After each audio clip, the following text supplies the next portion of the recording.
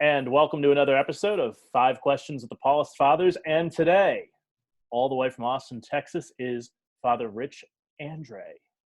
Hello there. Unbelievable to have you with us. Thank you so much for being here. Oh, it's my pleasure. And so, Father Rich, a different kind of Easter for you this year. Are you disappointed or was it just different? Well, I think the answer was, I think most of us were disappointed going into it, but what actually happened was really surprising. I mean, I thought, Holy Week with Palm Sunday, we had a directive here not to distribute palms, not to bless them, so there wasn't a procession. We didn't do the first gospel. We didn't wash feet on Holy Thursday, and most tragically, we didn't bring anybody into the church at the Easter Vigil.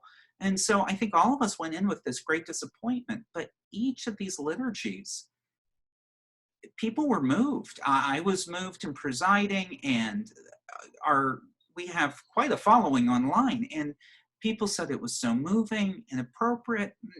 Frankly, the more I think about it, there should be some grief in our liturgies in this time. We're living in a time where so many people are dealing with loss and things not being in control, and loss of life, loss of income, loss of stability.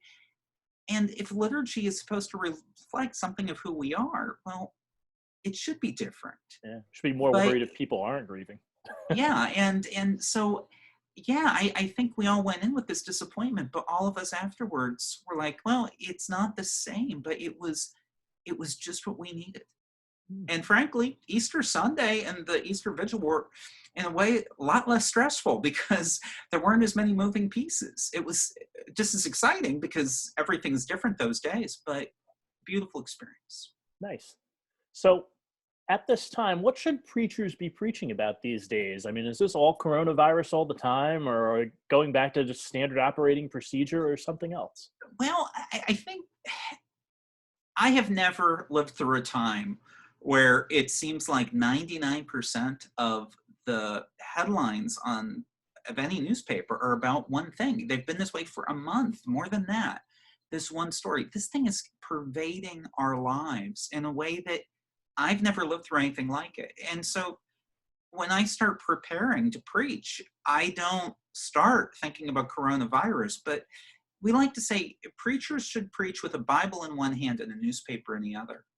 And the newspaper is saying the same thing over and over again. And this is pervading our lives. And so almost every day when I look at the scriptures, I'm like, the first thing I think of is, how is that related? I mean, today, it's okay to talk about today. I don't know when this is airing, but, well, for several days here in Easter, we've been hearing this drama in the Acts of the Apostles about Peter and John healing a crippled man, and the religious authorities trying to lock them up and stop them from doing what they're doing. Well, we're having a lot of debates about the role of church and state right now. So I think there are times in our personal lives where we are working through something, and whenever we go to Mass, any story we read, we think we hear it as related to what we're going through. I think we're in this time where everyone that I am preaching to is thinking about these things. So it just naturally rises to the top almost every day. I don't know.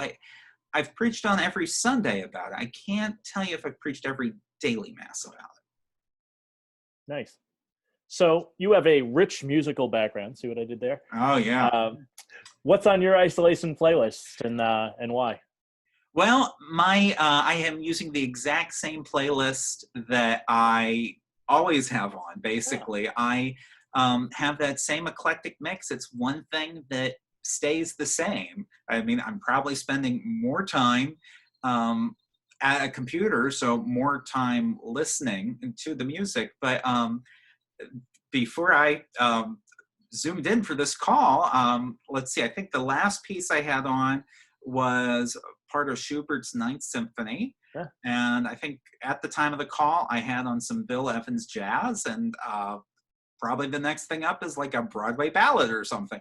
So, I mean, that's one thing. Most of my music is fairly upbeat and happy, and I think that helps. I mean, I'm dealing with a lot of people going through a lot of stuff. So Father Rich, question 4. What do you pray about these days? And what do you think others are praying about? Well, let me start with the selfish part. What am I praying about regarding to me? The last few days, surprisingly, it's been a lot of gratitude. Sure. I have worked really hard this last month, but this week is sort of a reprieve, and next week's going to be pretty intense again.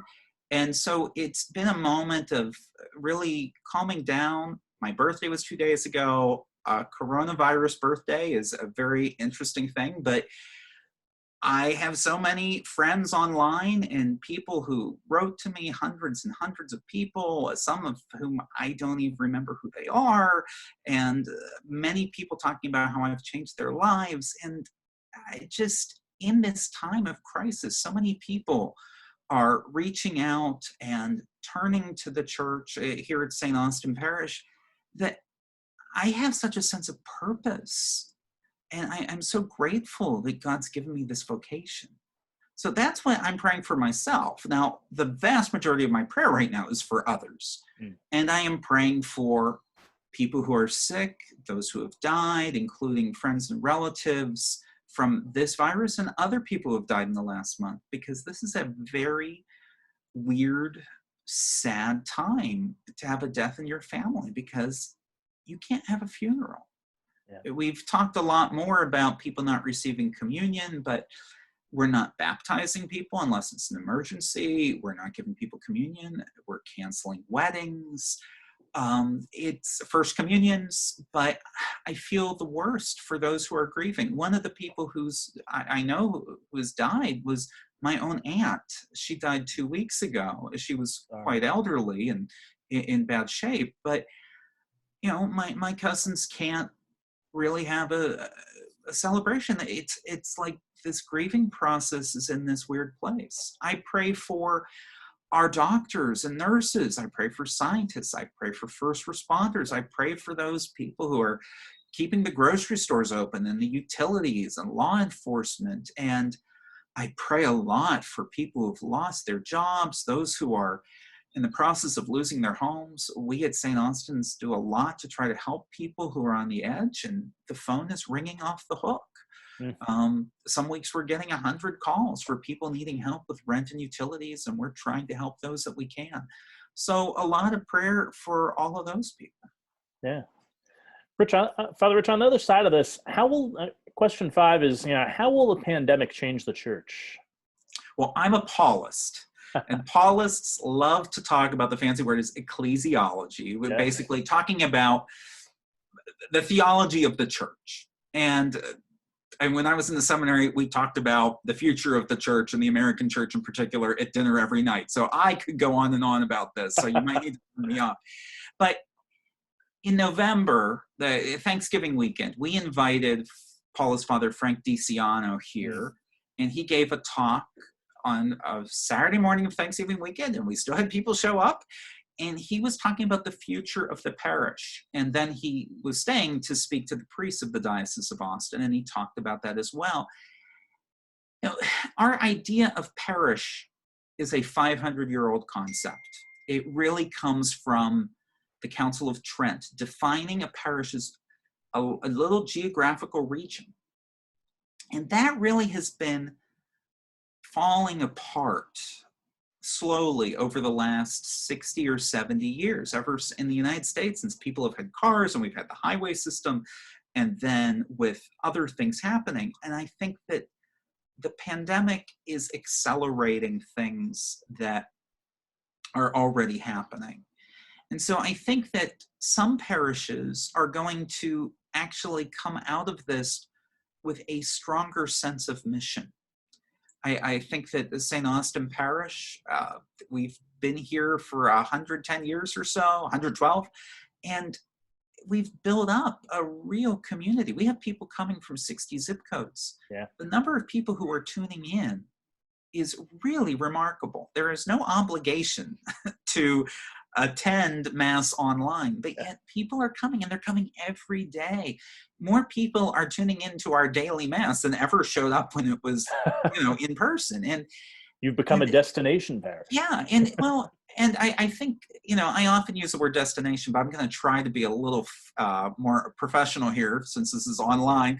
I think I'd use the intentional. Mm, That a lot of parishes are intentional parishes, whether they're, we're technically a geographical parish. We right. serve people in a certain region, but lots of people come from other places. And in this time when, in the 21st century, people have lots and lots of choices. You can go online and find, hundreds of brands of toothpaste. You can look around for not just what denomination church, but within a denomination, which church fits you best. I worry that we can become too partisan, too divided, but it also is a uniting thing. And I think that a place like St. Austin's, people are going to come back when we come back, and they're going to be even more grateful. And I think they're kind of proud of what we're doing. We've only spent $22 so far on our live streaming. We're about to spend a lot more. Stay tuned in a couple of weeks, but we're able to reach people there. The outreach we're doing for people who are really struggling with food and utilities. At one point, it looked like we were going to move the county's largest food pantry to our property because the place it wasn't going to stay open, but they decided they could. We're doing phone call ministry. And then we have all these people who used to be St. Austin's parishioners who live in other parts of the country or even parts of the world who have been joining us. And there are people who are jumping from mass to mass. Some of these really hardcore Catholics, they're going and checking out multiple homilies on a Sunday, and they'll write to me, well, this is what you said, and I really like that, but this is what Father Rene said in Grand Rapids, Michigan, and this is what, somebody else has said at the parish in Berkeley or New York. And so I don't know, but I think that some parishes are going to actually thrive.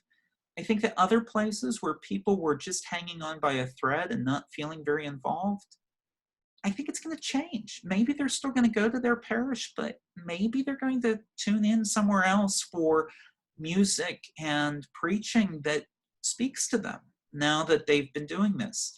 I also think that there's a good chance that more people will be interested in talking about religion. There was a big upswing in the 1930s, 40s, and 50s, in the number of people going into the religious life and priesthood. And we now think that's because they had lived through the tragedies of World War I, the Great Depression, and World War II. This is a calamity that we're living in that is going to have long-ranging implications. And I think a lot of people are asking things already. The kinds of people are reaching out to me and the things they're sharing, it's very different than it's been in the rest of my 8 years of priesthood and my years as a seminarian working with people.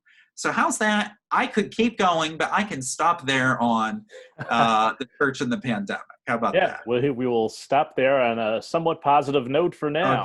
Okay. So at St. Austin's Parish in Austin, Texas, Father Rich Andre, lovely to have you with us. Oh, Mike, it is my pleasure. Take care.